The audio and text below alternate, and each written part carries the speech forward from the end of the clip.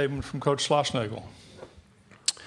Thought it was a great ball game. Obviously, Nathan was just outstanding in every sense of the word. Coming back on short rest, which is exactly what we needed, and we got enough timely hits. You know, we had chances to break the game open many times, and either had a base running mistake, or they made a pitch, or Boast hit that ball really hard to right center field that the center fielder ran down. But we'll take it. Congratulations to Notre Dame on just an unbelievable season. Link Jarrett, can't say enough about the job he and his staff have done. My first year of college coaching at Clemson, 1993, he was playing shortstop at Florida State. So really happy to see him doing so well. So best wishes to the Fighting Irish. Okay, we'll start with questions just for the student athletes. And why don't we start back here with Mitch, Mark? Mitch Kutcher, CWS 247. Nathan, how were you able to rebound from a rough start in Game 1 and have a strong outing today? It was tough. It was for sure. I'm not going to lie to you.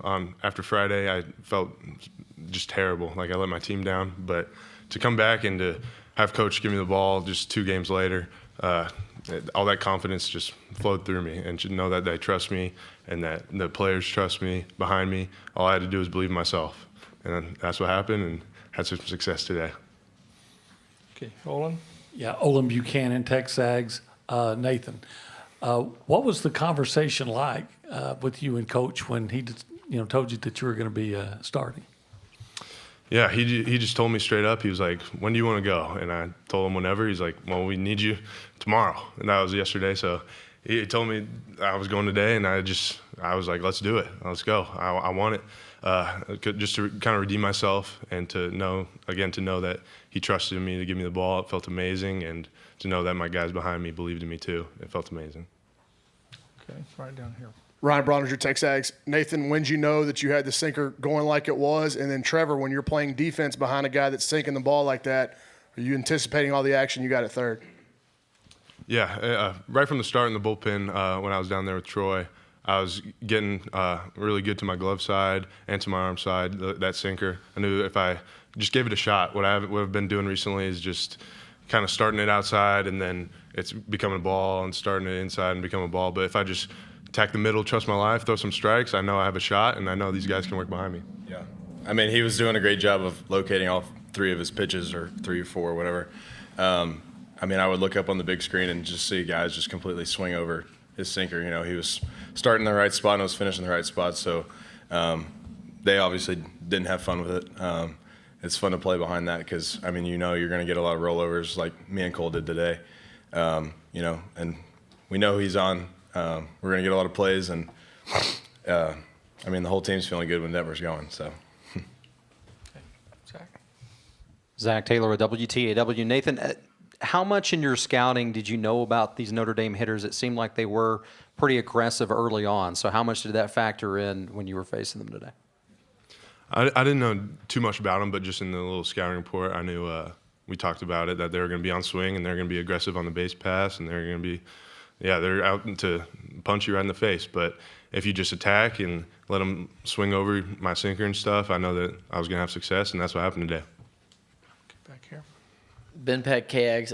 Trevor, Coach talked yesterday about how if y'all could get, a nice pitching outing like Nathan gave you guys, it could potentially really help the offense just kind of get back out there after a quick inning, quick 3 outs, and get in that rhythm. Is that something you feel like with the guys did kind of help your offense, especially those, 3rd, 4th inning? Yeah, 100%. Like when Detmer's out there rolling and we're spending, 5 minutes on defense, I mean, it saves a lot of energy, and you get right back on them and keep the pressure on, Notre Dame, and that's what we did all day, and I think that's what helped us be successful and get the win. Okay. Any other questions? Back here in the back. I can't see. Yeah, Pete. Pete LaFleur, College Baseball 360. Question for either of the players. Obviously, Coach has been here a lot and has navigated the losers bracket and whatnot. Can you just tell us how the past few days have gone for you guys in terms of approach, handling the pitching, and do you feel like his experience kind of transferred over to you and gave you confidence? Trevor, you start. Okay. Yeah, I mean, we just talked about, a couple of days ago before our first elimination game that we're just going to win 1 game at a time and don't let the Aggies win 1. And, I mean, at this point, we're on 2 one-game win streaks, and we're feeling good and confident and ready to take on OU again. Well said. That's all I got. Okay, here in the back. Okay. Brent Zwarneman, Houston Chronicle. Trevor, Coach talked about how important it was to play a clean game. Y'all got that one out of the way early and then did play a clean game. And how redemptive was it for you, even though it didn't hurt you, to hit the home run? And what did you hit? Yeah, just first batter for them. Just came out of my legs a little bit and went under my glove. And then I was like, all right, so what? Learn from it. Just got to stay down, stay on my legs. And then next batter, bunt, right back to it. So felt good to get that one out of the way, and that was the only one in the game, and the rest was clean. On the homer, I was actually walking up to the plate, and it was to lead off the inning, and I kind of looked at like the painting of the College World Series like behind home plate, and I was like, you know what, this is pretty cool. So that kind of let me relax a little bit, and I just put a good swing on he was throwing kind of like cut fastball a little bit, and it was pretty much the same pitch I saw. Took the first pitch and then hit the homer on the second pitch, and it was just middle, and I put my good swing on it. Okay, we have time for one more question, if anybody. Olin? This will be the last question for the players. Olin Buchanan, Texags. I wanted to ask you, Nathan, just can you tell us what it was like Friday for you, Friday night, and then into Saturday after, a hard day in the first game? Yeah, as I said before, it really was tough. When I came out after that game, I just felt so little, and I felt like I let everyone down. And I'm not gonna lie to you, I went in my hotel room and I cried, and I just didn't know what to do. I felt lost. But my good friend Micah Dallas, he texted me that from one game, it doesn't define me. It doesn't define me as a person, and baseball doesn't really define me as a person. It's all my worth is through God, and I just prayed to Him that night.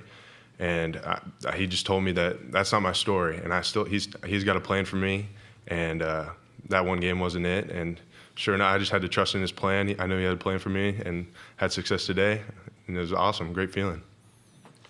Guys, thank you. Congratulations. Thank you We'll very see much. you again. I guess we do see you tomorrow, right? Okay. I messed that up yesterday, too. Yes.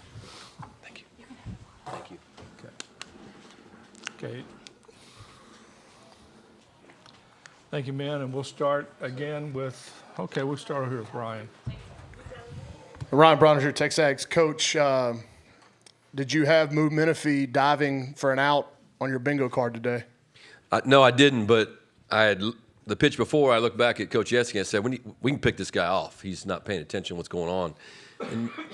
And normally, they're not looking to run, but, Menifee's, his pickoff move, it's a weapon. So you'll see us do that every now and then. We're trying, obviously if the guy's running, but it's also if we're trying to steal an out. And it wasn't the most beautiful rundown, but,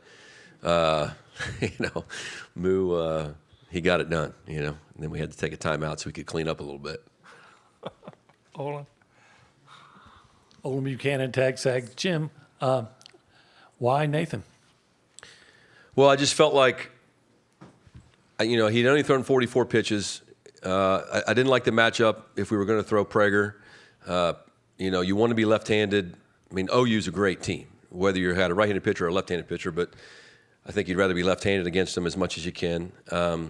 And obviously we want to win and stay here, but also I'd like to win the thing. And I felt like if we're going to have a chance to win the College World Series and pitch deep and still be playing on Sunday or Monday, Detmer was going to have to pitch twice. And the longer we waited to start him, the less likely he would either be able to do it or he'd have to do it on an even shorter rest. So the fact that he had only thrown 44 pitches on Friday gave us an opportunity to do that. And him being a sinker ball guy, usually those guys, sometimes can be a little bit better on a little bit shorter rest. And so that was the thought process. I honestly didn't think we had an option. I thought that was the only option if we were A, going to try and beat Notre Dame, and B, try to win the College World Series, which we're a long way from that. But do you understand what I'm saying? Like, if he's going to pitch twice, we needed to get this, or 3 times in the series, we needed to get the middle one over with. Okay, Mitch? Mitch Kutcher, CBS 247. Coach, what was the issue with the mound in the 7th inning? Yeah, I think, no disrespect to the grounds crew. I think the mound's been an issue throughout the course of the week. I saw, is it Preston Johnson? Is the pitcher for Ole Miss last night? Brandon Johnson. It fell down. Our guys were complaining about it. I think it's really dry. There's some holes. I don't know if there's different clay or something, what's going on, but it's been an issue. Okay, Zach. Coach Zach Taylor, WTAW.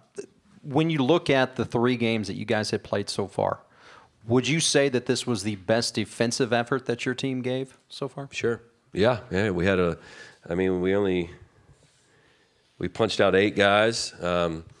Obviously, Trevor had a really nice game. Nobody's asked yet about the Menifee first and second, nobody out, and we get the 5-3 double play. So yeah, I thought it was our best game. Certainly wasn't our best base running game. There was a few things there. Some I'm okay with, some I'm not. But I thought, it was our, in terms of pitching and defense, by far our cleanest. We walked 2 guys, and hit 1. So I thought, we did a better job of limiting free bases. Kendall Rogers, D1 Baseball. Jim, I know you kind of feel like you have unfinished business, but to get in college baseball's Final Four in year 1, that's a pretty high bar. Yeah, it's pretty awesome. Super proud of the kids, how far they've come from, not just the beginning of the season, but, this time last year, we didn't have a coaching staff. A third of this team wasn't even Texas A&M Aggie yet. We were still recruiting out of the transfer portal, and you look up a year later, and you're playing, you're like you said, we're in the semifinal, we're in the Final Four of college baseball. So, great tribute to the kids. Obviously our coaching staff, administration, everybody committing to having a great program, and everybody has really just given themselves up for the common good. And this team, whether we win or lose the rest of this thing, they're going to be remembered for a really long time. I think they've brought a lot of excitement back to Texas A&M baseball, and people are fired up. Okay, right back here. Jack Allen with ABC 40. Coach, obviously Nathan put in a solid outing, but in terms of the length that he was able to go and the amount of innings he was able to eat up, how much does that help moving forward? Obviously a ton. We got to play 3 games in 3 days, I think. Correct? I think that's the tournament. So anybody that saves every possible pitch. Palish ran in the bullpen. I think he threw a couple. Hopefully we didn't use him too much. We're certainly going to, now we're at the point where, Dallas has pitched. He's not obviously going to be able to pitch anytime soon. Detmer's obviously done for a while. So this is that point that every college coach talks about all year long, where now you need something from somebody that you haven't gotten, right? Whether it be a Prager, whether it be a Wyatt Tucker, some other guys down there, Will Johnson, are going to have to give us extended length to have a chance, and we're going to have to score against a great team. So all I know is our guys, we've been backed in the corner all year long, especially with our pitching situation, and we just keep fighting. So I know it sounds cliche, but that's all we can do. But Nathan definitely gave us some breathing room by going 7 innings.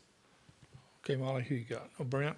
Brent Zwarneman, Houston Chronicle. You've seen the passion of this place. You had seen it before. Is it hard for you to believe that you now have half of the Aggies College World Series victories in their appearances in history? Yeah, I don't think much about that. I don't know the past history. I know that the program's been awesome. I respect how hard it is to get here, right? So Coach Childress had a phenomenal run. 13 straight trips to the NCAA tournament. I hope I'm able to be a part of that for the next 13 years, and then 2 trips to the College World Series, and we know, the way the ball bounced against TCU a couple times, could have been 4, and that completely changes things. So it's so hard just to win a game, much less a game in the College World Series. So I'm super respectful of how hard that is, and obviously, we have a university that's committed to winning at the highest level, and we're all hired for a reason, and that's to get here and win here. And that's easier said than done. You don't just get to throw money at something and twinkle your nose and have it happen, but you just want to be in position every year. And then if you're in position every year, then the way the ball bounces, you get a great pitching performance like today, who knows? You can stay here for a long time. Okay, last question for Jim.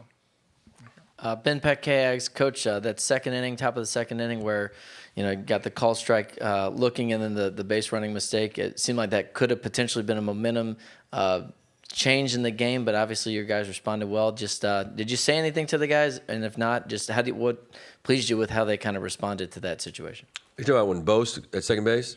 Yeah, I mean, we thought we had something on the starting pitcher. He actually did exactly what I wanted him to do. I think that was the first time, at least on video all year long, that Simon, is that what you say? Simon, it's the first time all year long, at least on video, that he's run that little inside move. Normally, when he doesn't look at second base, he pitches. And so we talked about in the scouting report, and he did exactly. So they got us. So, that's a baseball play, and those things happen in baseball. We was one out. We had just punched out. We're trying to get to third base with one out, and we want to play offensively. I didn't think that was a reckless play.